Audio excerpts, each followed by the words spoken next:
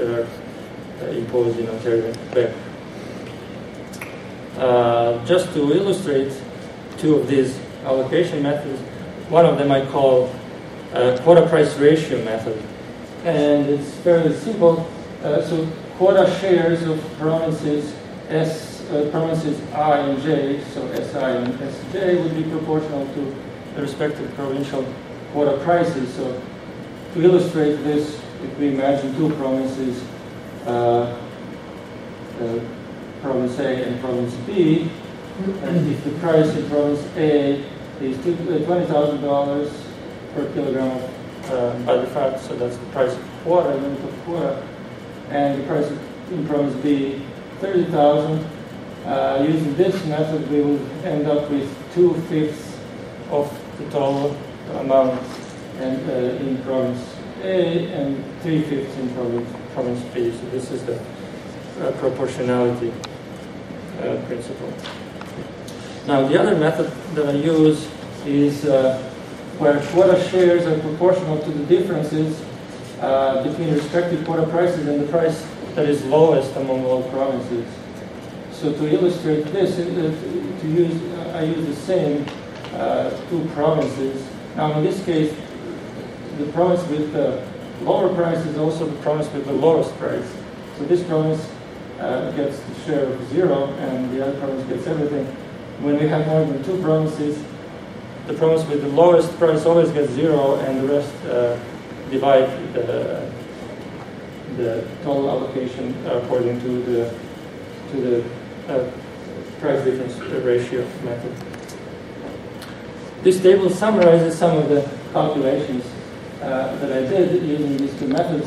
The first row shows quota prices in different provinces. And we can notice, and these prices are in dollars per kilogram of butterfat. And what this means, translated in everyday language, would be how much you would need to pay, or a dairy farmer would need to pay for an additional dairy cow. So to buy one more dairy cow and the license to produce that amount of milk that one more dairy cow can produce. So that's about $37,000 or $38,000 in BC, British Columbia. In Alberta, slightly lower. In other provinces, it's lower than that. Ontario and Quebec, these numbers are projections. In 2009, we had a quota ceiling imposed of $25,000 per kilogram. So I used past prices to extrapolate a linear trend to get these prices that would hypothetically prevail. Net milk prices are prices in dollars per hectoliter, net of deductions by the provincial marketing boards, levies. Again, we see that British Columbia has the highest milk price. Quebec has the lowest milk price. And this is what we use to calculate this adjustment factor. And this is where I take into account differences in milk prices across provinces. So Quebec has the coefficient of 1. The other provinces have coefficient higher than 1. This is just the ratio between each provincial price and the price of Quebec. And what that means is that, say, in British Columbia, milk price is 10% higher than in Quebec. And these prices are determined by the provincial marketing board, so sort of an artifact of the policy. And this is why I want to calculate these adjusted quota prices as if everybody was facing Quebec's milk price. So what I do, I divide quota prices by these adjustment ratios to get adjusted quota prices. And these are the prices that I use to calculate different ratios, different shares. So the next row is just the difference that I will use to calculate one of the allocation methods. So the first quota price ratio method, you see there's not much difference across different provinces in terms of shares. So these are percentages of the total additional quota. The other quota price difference ratio, we see there's more differences across provinces. One thing you'll notice is that the ranking stays the same. So New Brunswick has the lowest share in both. It's just that it gets more in the first case. British Columbia has the highest share in both, but it gets a higher share in the second method. Now, just for the sake of comparison, I took the actual 2009-2010 change in the national quota and wanted to see how much each province got, what the percentage of each province got. And we see that Boettke got the most, others not so much. And this is sort of mimics the general pattern of the total shares where Ontario and Quebec have the pretty much close to, say, 70%, more than 70% of the national national quota. I also calculated this revealed output advantage index used by Katz et al. It's basically it's based on a percentage share of agricultural production or output in the provincial GDP. So you can see that where the weight is Saskatchewan and Manitoba, and then we have Prince Edward Island too. Ontario and Quebec, the industrial provinces, didn't get nearly as far as much as before. So some of the things that we can draw from here is that these different allocation methods give different ratios, and that the methods that I use using quota prices is much different from one of the previously used methods. And if our objective was as quick as possible adjustment of provincial quota prices to each other, so convergence, we would want to use the other method, quota price difference method. Now, just to so this is the method. Just to summarize some of the conclusions in this presentation, the Getu model of comparative advantage and recent data indicate that environmental externalities may affect spatial patterns of comparative advantage in the case of Canadian dairy industry. Quota prices are appropriate indicator of comparative advantage in supply-managed industries, and current data indicate that British Columbia and Alberta need to receive higher shares of over basic quota compared to what they're currently receiving, if comparative advantage is to be one of the guiding principles for allocation of production within this system. Just some limitations. As you know, everything is limited. So this gives us also some ideas for further research. One thing that I didn't do in my model is I didn't have different individuals having comparative advantage in capital production, producing capital goods, or some individuals having comparative advantage in labor services. All of them were producers of final goods.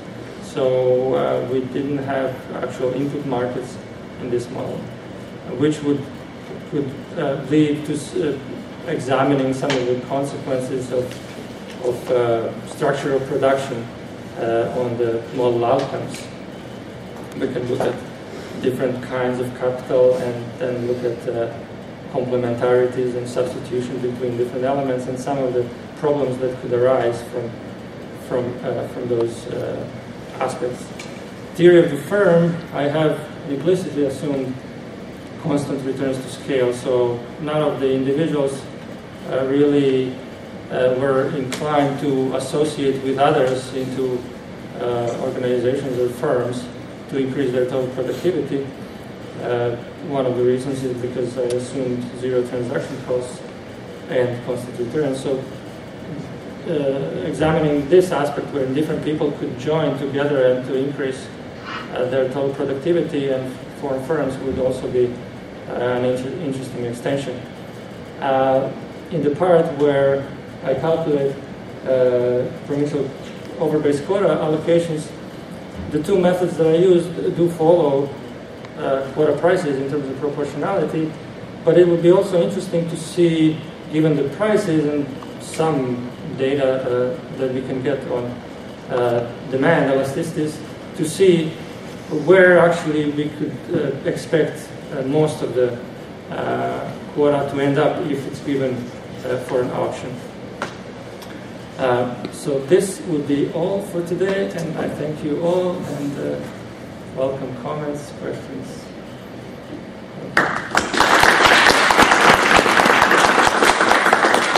All right, questions? Yeah, does anybody have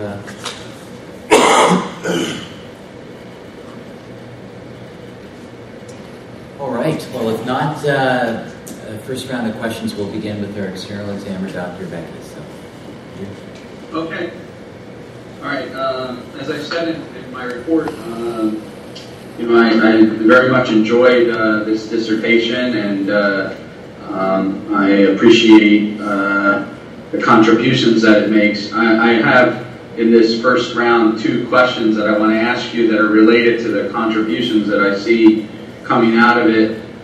The first question that's going to come is of a theoretical and methodological nature, and the second one is more of an application policy nature, political economy kind of discussion, which I think I'll push you on a little bit more as well. But as I see the dissertation makes kind of 2 main contributions as I read it, which is one is to introduce a market process approach to comparative advantage. And the second one is to examine how the policy environment might impact the pattern of exchange and production throughout an industry utilizing ideas from the market process, or as a contrast thing. So my first question, and if I can, I'd like to ask both questions for you and then respond, okay? So my first question has to do with the first issue, which is, can you graph on top of a model that is best designed for a world of smooth and continuous and twice differentiable functions, an analysis that is based on lumpy and discontinuous choices, more this heterogeneity thing. So how comfortable is it to introduce the heterogeneity ideas on top of a general equilibrium model is the basic question. And for you to think about when most people introduce imperfections of the world into the models, it blows up the welfare properties that the model has under its stricter assumptions. So for example, think about someone like Joe Stiglitz or Peter Diamond or whatever, and their work shows that once you introduce any kind of frictions, right, the welfare properties of the competitive general equilibrium model disappear, right? As opposed to, in your own framework, I would think, is much more closely aligned with, say, someone like Armin Alchin, that treats price as a parameter, not as a, price as a variable, not as a parameter in his models, or Kerzner talks about entrepreneurial discovery and whatnot.